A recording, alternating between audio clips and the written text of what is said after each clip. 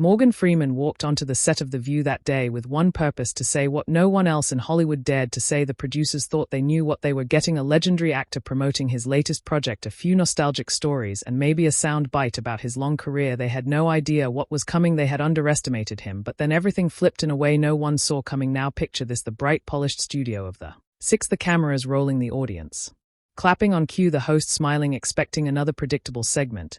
But as soon as Freeman leaned forward, his deep, deliberate voice cutting through the scripted atmosphere, the entire room shifted. "You know, when I was a kid, we didn't see ourselves," he began, his words landing with the weight of a truth long ignored. The hosts, so used to steering the narrative, suddenly found themselves in unfamiliar territory. Even Whoopi Goldberg, a veteran of these conversations, looked momentarily caught off guard. "And when we did, we weren't the hero," Freeman continued. "We were the sidekick, the stereotype, the background." The audience, usually filled with chatter and laughter, was silent. This wasn't the conversation they had tuned in for, but it was one they couldn't turn away from. "The problem hasn't disappeared," he went on. "It's just evolved. Hollywood tells the stories it wants to tell, and history that gets rewritten." His eyes locked onto Sunny Hostin, whose previous comments about black narratives in media had sparked the conversation. "You mentioned black battalions, the soldiers who fought and died for this country, but do you realize how little that story has actually been told?" Hostin opened her mouth, perhaps ready to interject, but Freeman simply lifted a hand, not harshly, not dismissively, just firmly. "No disrespect," he said, his tone measured but unwavering, "but this isn't about one film, it's about a pattern, a system. It's about how we've let entire generations grow up not knowing the full picture of our history." The tension in the room was thick. Joy Behar glanced at the producers, perhaps hoping for a way to pivot. Alyssa Farah Griffin sat quietly observing. Sarah Haynes nervously checked her notes, likely wondering how this discussion had veered so far from what was expected. But there was no turning back now. Freeman wasn't finished. He turned his attention to the audience, his voice steady, deliberate. "Movies and television shape how we see ourselves, how we see each other, but when the only stories that get told are filtered through one lens, what happens to the rest of us? What happens to the kid who never sees himself as the hero?" The weight of the moment was undeniable. The applause that followed wasn't the polite kind usually heard on daytime television. It was the kind that came from deep VISIAL agreement. People weren't just listening, they were feeling every word. Whoopi finally found her voice. "Morgan, you're right," she admitted, nodding slowly. "This is the kind of conversation we need to be having." But even as she spoke, there was an unspoken question hanging in the air. How far would The View let this go? Freeman's expression didn't change. He wasn't looking for approval. He wasn't here to fit into their pre-planned segment. He had started something now, and whether they liked it or not, the conversation had shifted. What no one realized at that moment was that this was only the beginning, because when you challenge the narratives that mainstream media protects, there are always consequences, and The View was about to learn that lesson the hard way. The producers at The View thought they could steer the conversation back to safer ground. That was their first mistake. The second, underestimating Morgan Freeman. Whoopi Goldberg, usually the most composed, shifted slightly in her seat. Joy Behar, always quick with AIP, forced a half smile. They had hosted countless interviews, managed difficult guests, redirected heated debates, but this was different. Hollywood has convinced itself that it's telling the full story. Freeman continued, his deep voice calm but unwavering. "But that's the illusion. The stories that get greenlit, the ones that get amplified, fit a certain narrative, and history that gets rewritten." Hard jumped in, her tone dismissive. "Well, we have plenty of stories about black history," she said, waving her hand. "I mean, 12 years a slave, Selma, hidden figures." Freeman let the silence stretch just long enough to make Behar uncomfortable. Then, with the precision of a man who had spent his life delivering lines that held weight, he responded, "Those are stories about oppression." He said, "They matter, but where are the stories of triumph? Where are the stories where black men and women are the leaders, the innovators, the people shaping history in ways that don't revolve around suffering?" Behar hesitated. Freeman turned to Sunny Hostin. "You mentioned black battalions, but how many young people today even know about them? How many students have ever been taught about the Harlem Hell fighters, the men who fought in World War I, sent to the front lines but denied respect when they came home?" Holon blinked. "I mean, there have been books, documentaries." Freeman smiled slightly. "But there was no humor in it." "Books, documentaries, but not in the mainstream, not in history classes, not in the movies that shape how we remember the past." The audience was hanging on every word. Whoopi exhaled. "Morgan, I get what you're saying," she said carefully, "but isn't it also about what audiences will support? Hollywood is still a business. These films," Freeman cut in smoothly, "and who controls what audiences see, who decides what gets marketed, what gets promoted? Because let me tell you something, people will watch what you give them. If you only serve one kind of story, that's what they'll expect." The audience murmured in agreement. Behar crossed her arms. "Okay, but let's not pretend Hollywood hasn't made progress. Look at you, Morgan. You've had an incredible career. If things were as bad as you're saying, would you have become who you are today?" Freeman didn't even blink. "You don't measure progress by the success of a few," he said. "You measure it by the opportunity for all." The applause was immediate, but in the control room, the producers had made a decision. The segment had gone off script. The conversation had gone too deep, and they were about to make a Fatal mistake. The applause was still echoing through the studio when the producers made their move without warning. The show cut to a commercial break. The timing was unnatural, abrupt. The audience mid-clap looked around confused. Even the host seemed momentarily thrown off. Whoopi glanced toward the camera crew. Joy adjusted her microphone, and Sunny flipped through her notes as if searching for a transition that wasn't there. Morgan Freeman, however, didn't react. He simply sat back in his chair. Watching, he had been in this business long enough to know exactly what had just happened. They were trying to regain control. The studio lights dimmed slightly, the show's signature jingle played, and a bright pre-recorded advertisement flooded the screen. But behind the scenes, chaos erupted. Producers were scrambling in the control room. Headsets buzzed with frantic discussions. We need to pivot. This is going off the rails. Can we wrap this segment early? How do we spin this when we're back on air? In the dressing room's assistants checked their phones, watching as Twitter exploded in real time. Within minutes, #Let Freeman Speak was trending. Viewers at home weren't buying the sudden break. Comments flooded social media. They cut him off because he was telling the truth. Freeman is out here educating people, and they panicked. The View just proved his entire point. Hollywood controls the narrative. Back on set, the tension was thick. The countdown for the commercial break ticked down, but nobody looked ready to resume. Whoopi Goldberg tapped her fingers against the table, her face unreadable. Joy Behar whispered something to Sunny, who nodded but didn't reply. Alyssa Farr Griffin sat stiffly, sensing the power shift happening in real time. The usual formula of the View: controlled chaos, fast-paced debate, strategic interruptions, was failing, and Freeman, he was still sitting there perfectly composed, waiting. The screen flashed, the music played, and just like that,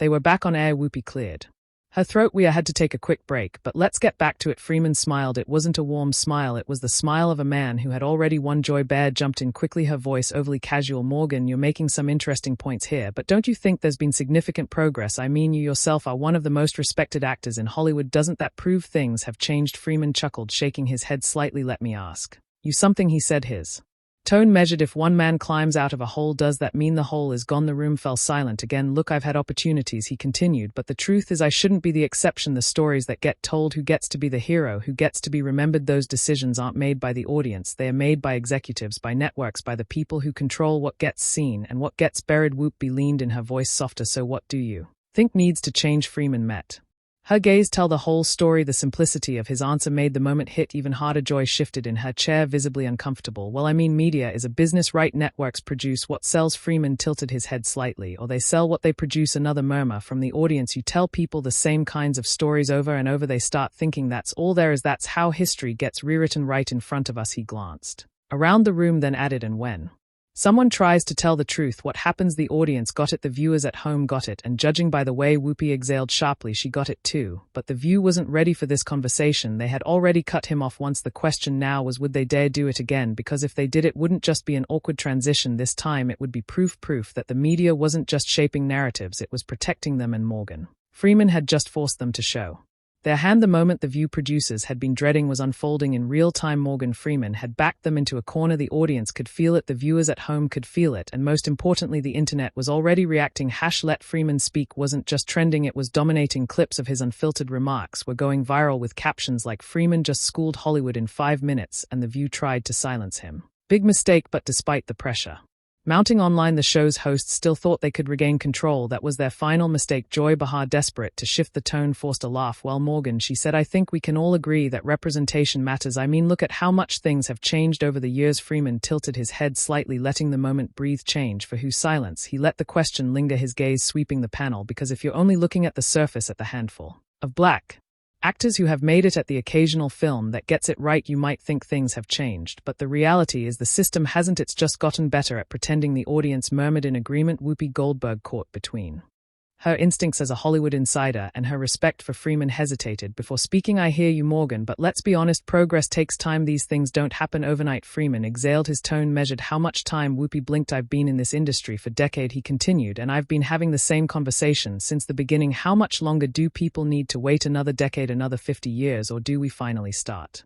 asking why we're still waiting at all? The tension in the studio was thick, and then it happened. A voice crackled over the producers' headsets. We need to cut this now. A sharp cue was given to the floor manager, and in an instant the screen faded to black. A commercial break. The audience gasped. This wasn't a natural transition. It was abrupt, obvious, and to anyone watching it looked exactly like what it was an attempt to silence him. In the control room, panic erupted. This is bad, one producer muttered. Twitter is already going insane. Who Approved the cut. Another snapped corporate. Someone responded they didn't want this getting worse, but they had miscalculated because the second the screen went dark the internet exploded. They just cut Morgan Freeman off mid-sentence. Unreal. The View literally just proved his point. If they weren't scared before, they are now. By the time the show returned, the damage had already been done. Whoopi Goldberg, now visibly rattled, tried to smooth things over. We had to take a quick break, but we're back with the legendary Morgan Freeman. Freeman, completely unshaken, simply smiled. That was quick. Alyssa Farah Griffin, who had been silent for most of the segment, finally spoke. Morgan, before the break you were saying something really important about waiting for change. Do you think Hollywood will ever truly shift? Freeman leaned in slightly. Not unless they are forced to. The audience erupted into applause once more. The View had lost control. The producers knew it. The host knew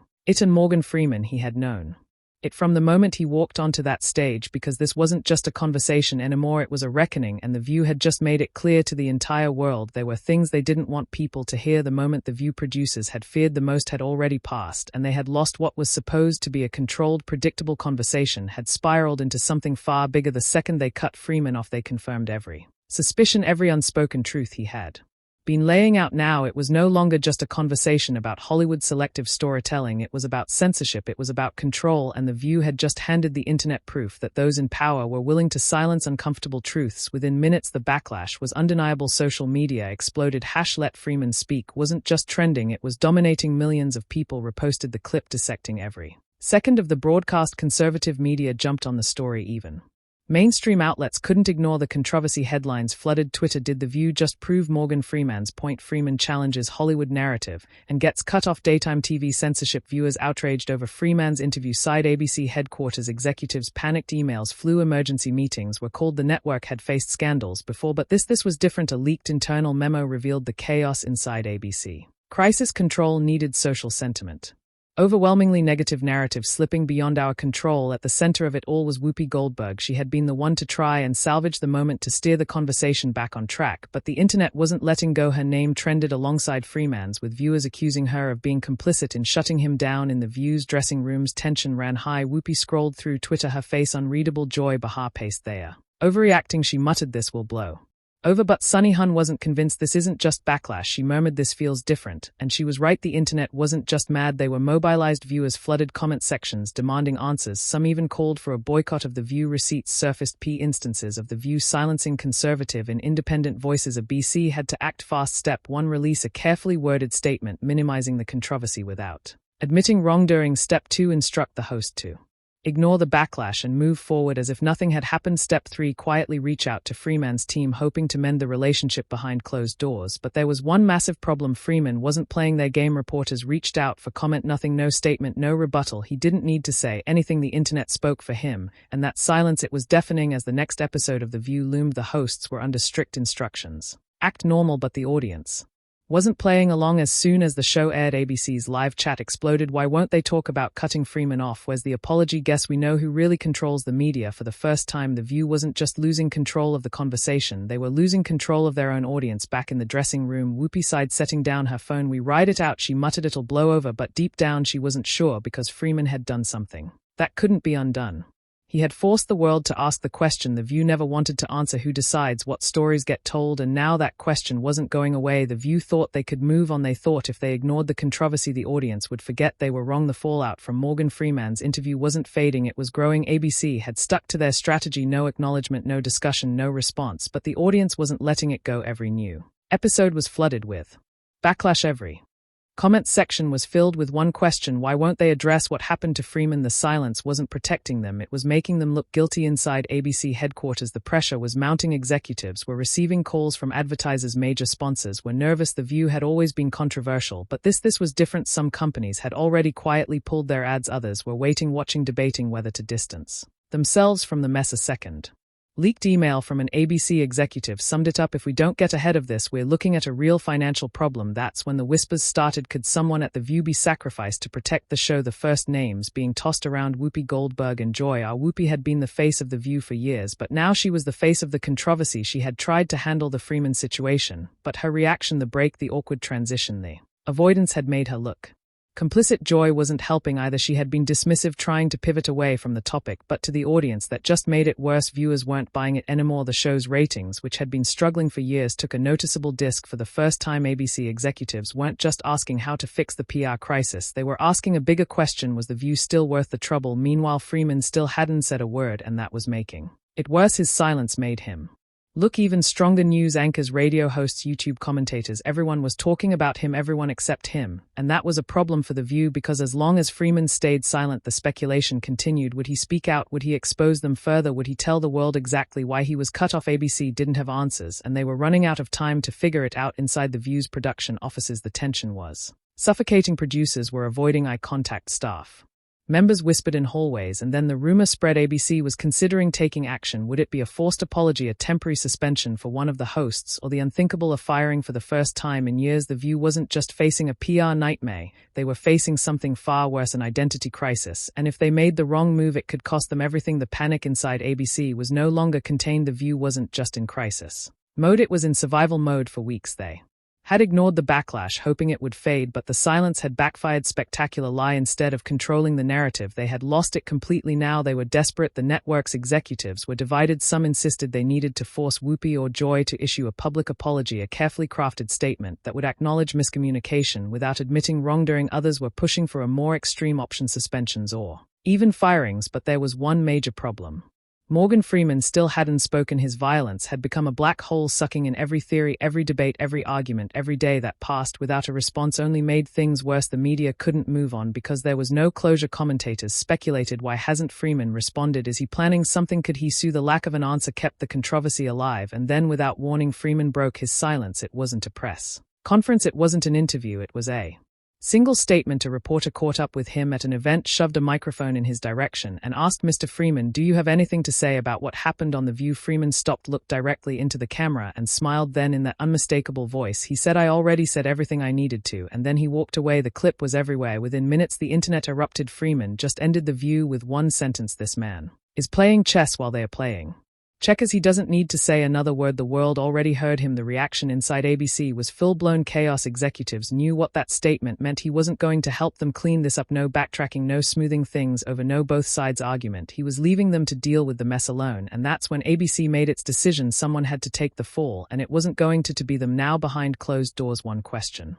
was being asked: would it be Whoopi or would it be Joy? Because for the first time in decades, The View was no longer untouchable, and someone was about to pay the price. Inside ABC's headquarters, the walls were closing in. The View had always been a controversial show, but this was different. This wasn't just backlash, it was a reckoning. The question was no longer if someone would take the fall, it was who. For the first time in the show's history, ABC executives weren't just worried about PR, they were worried about survival. Ratings had taken a noticeable dip. Major advertisers were hesitant to renew contracts, and internal sources revealed that higher-ups were furious that the controversy hadn't died down. Something had to give, and now behind closed doors, executives were weighing their options. The most obvious targets: Whoopi Goldberg and Joy Behar. Whoopi, as the face of the show, had fumbled the interview. She had tried to manage the situation, but her forced break and awkward transitions had only made things worse. Joy, on the other hand, had been dismissive and defensive, a bad look in the eyes of the public, and now ABC executives were openly discussing their removal. A source inside the network leaked what was happening behind the scenes. There are serious talks about shaking up the panel. Whoopi and Joy are being discussed. The rumors spread like wildfire. News outlets ran with the story. Social media fueled the speculation. Could Whoopi be fired? Joy Behar's future at The View in doubt. Is ABC ready to pull the plug? Inside The View's production offices, the atmosphere was suffocating. Producers tried to keep the host calm, but the tension was impossible to ignore. Whoopi, usually composed, was visibly irritated. She didn't like feeling out of control. Joy, meanwhile, was furious. "This is ridiculous," she snapped in a private meeting. "They think they can just throw us under the bus and make this all go away." Sarah Haynes and Sunny Hostin kept their heads down, not wanting to get caught in the crossfire, but Alyssa Farah Griffin, she had a different expression. She saw what was coming for months. Alyssa had been treated as the odd one out, the conservative voice that clashed with the panel, but now she was watching her co-hosts scramble, and she knew exactly what it meant. A BC needed a fall guy, but what if they needed a new face to reset the show entirely? The conversations in the executive offices weren't just about suspensions or firings. There was another option being floated: cancel The View. It was unthinkable. The show had survived decades of controversy, but this time the damage wasn't just to their reputation, it was to their credibility, because for the first time the public had seen The View for what it really was: a platform that didn't just shape conversations, it controlled them. And if ABC couldn't fix that image, then maybe it was time to end the show for good. Inside ABC's headquarters, the impossible was now on the table for the first time in decades. Executives were seriously discussing canceling The View. What had once been daytime television's most powerful talk show was now a liability. A brand that had survived controversy after controversy was suddenly on life support, because this time it wasn't just about a single viral moment, it was about a fundamental shift. Viewers weren't just angry, they had lost trust, and the network knew it. Two options remained: one, cut Whoopi and Joy, restructure the show, and attempt to regain control; two, pull the plug entirely. Both options came with massive consequences. Firing Whoopi would be a media firestorm. She had been the face of The View for years. Her exit would confirm everything critics were saying, that The View had lost its way. Firing Joy would send a different message. She was outspoken, abrasive, divisive. Some executives felt she had become more of a problem than an asset. But canceling the entire show, that would be the biggest admission of failure in ABC's history. Behind the scenes, the blame game was in full force. Whoopi was furious. Joy was in denial. Sunny was weighing her next move. Alyssa, she was waiting, watching, because she knew what was coming. ABC wasn't just looking for a sacrifice, they were looking for a way to reset the narrative. And then in the middle of it all, Morgan Freeman spoke, not in an interview, not in a press release, but in the most powerful way possible. He posted a single sentence on social media telling the truth isn't an act of rebellion. That was it. No explanation, no elaboration, and yet it broke the internet. Within hours, millions of people had shared it. The backlash against The View hit a breaking point. The View wasn't just in crisis, it was collapsing. Executives knew there was no coming back from this. The final decision was imminent. Would ABC fire Whoopi? Would Joy be forced out? Or was this the moment that The View finally fell? Because for the first time in history, the power wasn't in their hands anymore, it was in the hands of the people watching. ABC executives had run out of time. A decision had to be made. For weeks they had watched as The View spiraled out of control. They had ignored the backlash, dismissed the outrage, and hoped the controversy would fade. But Morgan Freeman's single sentence, telling the truth isn't an act of rebellion, had just sealed their fate. This wasn't just about Freeman anymore, this was about the credibility of the entire NRA show. The options were clear: one, fire Whoopi or Joy and attempt to salvage the brand; two, restructure the show, replace key hosts, and try to move forward; three, cancel The View entirely behind closed doors. The final meeting was brutal. One senior ABC executive reportedly slammed their fist on the table. "We can't keep this going. We're losing advertisers, we're losing credibility, we're losing control." Another executive hesitated. "We fire Whoopi, we lose her audience; we fire Joy, we alienate the loyal viewers; we cancel, we admit defeat." There was no winning move. Every option was a disaster. Meanwhile, inside The View's production office, the tension was unbearable. Whoopi Goldberg was done playing along. She had been through countless controversies, but this was different. She knew she was the one everyone was watching. Joy Behar, normally full of jokes and sarcasm, was uncharacteristically quiet. She had seen the headlines, she had read the reports, and she knew the show as they knew it was over. Then the announcement came. ABC released a carefully worded statement. After decades on air, The View will be undergoing a major restructuring. Changes to the panel will be announced soon as we continue evolving the show for a new era. The meaning was clear: someone was getting fired. But in the hours that followed, something even bigger happened. Sponsors started pulling out. The backlash wasn't just coming from social media anymore, it was coming from inside the industry. Suddenly the question wasn't just who would get fired, it was whether The View would survive at all. The final straw came when an anonymous ABC insider leaked a devastating report. It revealed that network executives had been worried about The View's long-term sustainability. Even before the Freeman controversy, ratings had been declining for years, audience trust had been eroding, and now it was clear The View wasn't just in trouble, it was over. Within 48 hours, ABC made the final call: The View was officially cancelled. The news sent shock waves across the media landscape. Whoopi was silent, Joy was furious, Sunny was stunned, Alyssa wasn't surprised, and Morgan Freeman, he never said another word, because he didn't have to. His message had been delivered. The truth had spoken for itself, and in the end, the show that had tried to silence the truth was silenced forever.